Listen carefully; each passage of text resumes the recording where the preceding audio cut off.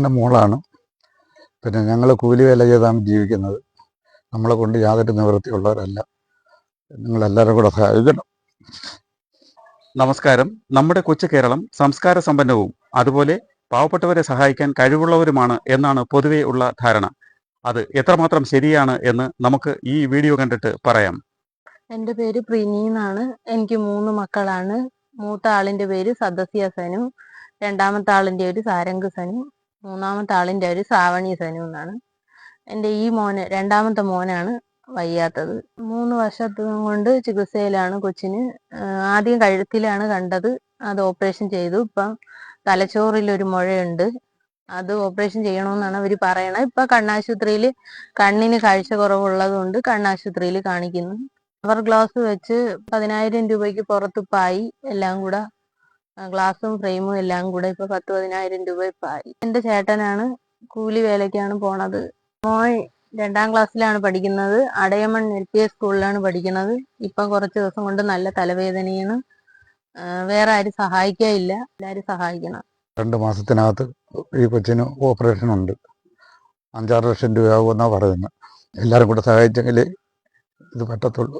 ഇതുവരെ ആൾക്കാർ സഹായിച്ചാണ് ഈ കൊച്ചിനെ പോയിക്കൊണ്ടിരിക്കുന്നത്. ഇനി ആൾക്കാർ സഹായിച്ച് ഈ കൊച്ചിൻ്റെ അസുഖം മാറ്റി അതിനെ സ്കൂളിൽ വിടണം. ഞാനിവിടെ അടുത്താണ് താമസിക്കുന്നത്. ഈ മോനെ ഏതാണ്ട് ഒരു വയസ്സിന് താഴോട്ട് വെച്ച് ഞാൻ കണ്ടു തുടങ്ങിയതാണ്. അവരന്ന് ഇവിടെ വാടകയ്ക്കാണ് താമസിച്ചുകൊണ്ടിരുന്നത്. ആ സമയത്ത് മോൻ നമ്മളെ വീട്ടിൽ വരെയും സഹായിക്കുകയൊക്കെ ചെയ്യുന്ന കൊച്ചായിരുന്നപ്പോഴേ എന്നും ഹോസ്പിറ്റലും കാര്യമായിട്ട് ഒത്തിരി ദിവസം മോനെ ഞാനും കൂടെ ചേർന്ന് ഹോസ്പിറ്റലിൽ കൊണ്ടുപോവുകയൊക്കെ ചെയ്തിട്ടുണ്ട്. അതിനുശേഷം ഒരു വയസ്സൊക്കെ കഴിഞ്ഞ ശേഷമാണ് മോനെ ഈ ഒരു അസുഖത്തിൻ്റെ ഒരു ആരംഭമായിട്ട് കാണുന്നത്. ഒരു RCC പോകുന്നതും ട്രീറ്റ്മെൻറ്റൊക്കെ ചെയ്യുന്നതും. ഇവനും സുഖമില്ലാത്തതാണ്. മോൻ്റെ അച്ഛനും ഇടയ്ക്ക് വെച്ച് അവനും ഒക്കെ ഹാർട്ടിന് ചെറിയൊരു പ്രോബ്ലംസ് ഒക്കെ ഉണ്ടായി ഹോസ്പിറ്റൽ കേസൊക്കെ ആയിട്ട് അവനും ഒത്തിരി നടക്കുന്നതാണ്. ഈ കുട്ടിക്കും ഇവക്കും മോൻ്റെ അമ്മയ്ക്കും സുഖമില്ലാത്തതാണ്. പിന്നെ അവൻ പോകുന്ന ഒരൊറ്റ വരുമാനത്തിലാണ് ഇത്രയും ദിവസം പോകണം. പിന്നെ ഒത്തിരി പേരൊക്കെ മോനെ സഹായിച്ചിട്ടൊക്കെ ഉണ്ട്.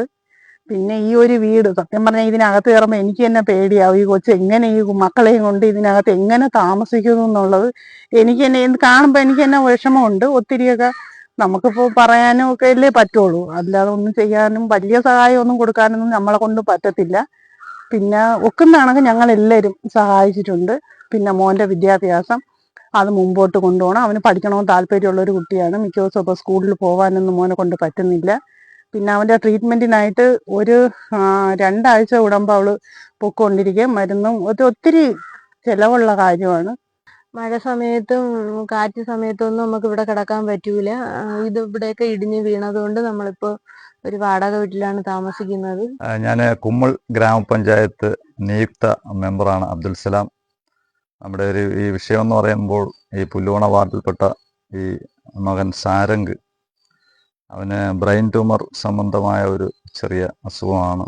അതിൻ്റെ സർജറി തീരുമാനിച്ചിരിക്കുകയാണ്. അപ്പോൾ അവന് വേണ്ടി നല്ലൊരു എമൗണ്ട് ഇതിനായിട്ട് ആവശ്യം വരും. അതുകൊണ്ട് എല്ലാവരും ഈ മോന് വേണ്ടി സഹായിക്കണം.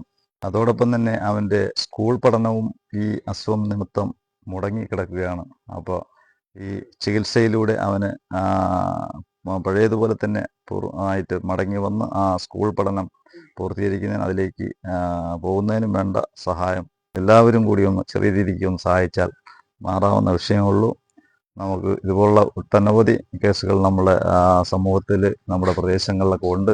അപ്പോൾ അതെല്ലാം നമ്മൾ ഒരു ജനകീയ കൂട്ടായ്മയിലൂടെയൊക്കെ തന്നെ അതെല്ലാം മാറ്റിയെടുക്കാൻ, അതെല്ലാം നമ്മുടെ ഒരു ഉത്തരവാദിത്തമാണ്, നമ്മുടെ ഒരു ബാധ്യതയാണ് എന്ന് കണക്കാക്കിക്കൊണ്ട് തന്നെ നമ്മളെല്ലാം ഇതേപോലുള്ള വിഷയങ്ങളിൽ സഹായിക്കണം. ഒരു ജനപ്രതിനിധി എന്ന നിലയിൽ എന്നാൽ കൊണ്ട് ഒക്കുന്ന സഹായങ്ങൾ ഞാനും ചെയ്യും എന്ന് മാത്രം പറയുന്നു.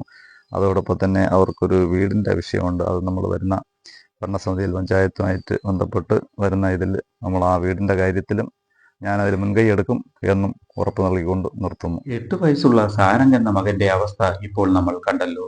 അവന്റെ ഇപ്പോഴത്തെ അവസ്ഥ വളരെ പരിതാപകരമാണ്. 3 വർഷമായി അവൻ വേദനയുടെ ലോകത്താണ്. സ്കൂളിൽ പോലും നേരാവണ്ണം പോകാൻ കഴിയുന്നില്ല. ഡോക്ടർ നിർദ്ദേശിച്ച ഒരു ഓപ്പറേഷൻ ഉടനെ നടത്തണം, അല്ലെങ്കിൽ കണ്ണിന്റെ കാഴ്ച കൂടി നഷ്ടപ്പെടാൻ സാധ്യത ഏറെയാണ്. പാവങ്ങളായ ഇവരെ കൊണ്ട് ഓപ്പറേഷന് വേണ്ടുന്ന ഭാരിച്ച തുക സ്വരുക്കൂട്ടാൻ കഴിയുന്നില്ല. ആ വീടിന്റെ അവസ്ഥ തന്നെ നോക്കും. നമ്മുടെ അതിദാരിദ്ര്യ മുക്ത കേരളത്തിൽ ഇത്തരത്തിലൊരു കുടുംബവും കുഞ്ഞും ഉണ്ട് എന്ന് പുറത്തു പറയാൻ പോലും ലജ്ജ തോന്നുകയാണ്. ഇതുവരെ ഒരൊറ്റ ഭരണകർത്താക്കൾ പോലും ഇവരുടെ ഈ വിഷയത്തിൽ ഇടപെട്ടിട്ടില്ല.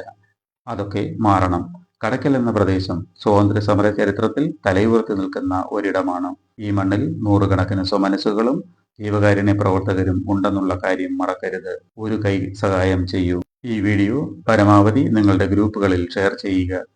അക്ഷരത്തിന്റെ ലോകത്ത് തപ്പിത്തടയാതെ സാരംഗ് എന്ന മകനും നമ്മോടൊപ്പം കൂടട്ടെ.